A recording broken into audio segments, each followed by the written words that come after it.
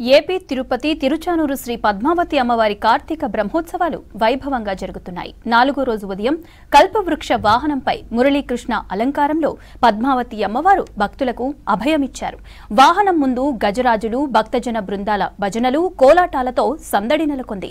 మంగళ వాయిద్యాల నడుమ చిరుజల్లుల మధ్య వాహన సేవ కోలాహలంగా జరిగింది. దిగివచ్చి అలవోకగా తన కుంతాయుధంతో నిర్మించిన జగన్మోహనమైనటువంటి మురళీకృష్ణ స్వామి యొక్క అలంకార విశేషంతో అమ్మవారు సాక్షాత్తు మహాభక్తులు ఎంతో దివ్యమంగళమూర్తిని. వాహన సేవలో తిరుమల పెద్ద జియర్, చిన్న జియర్ స్వామి, టీటీడీ ఈవో అనిల్ కుమార్ సింఘాల్, అధికారులు పెద్ద సంఖ్యలో భక్తులు పాల్గొన్నారు.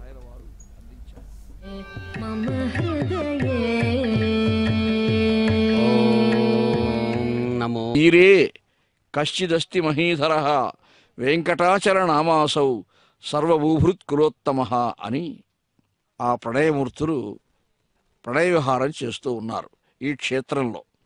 అందుకు తార్కాణమే ఈనాడు సంప్రదాయంతో ఆ శతకాన్ని అన్నమయ్య సృష్టించారు.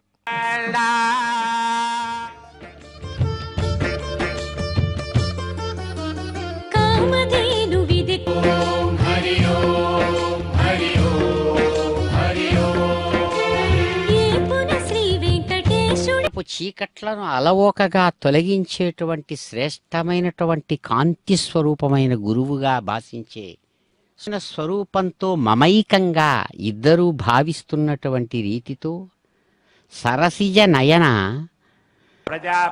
ప్రజాపతిర్వై వైకః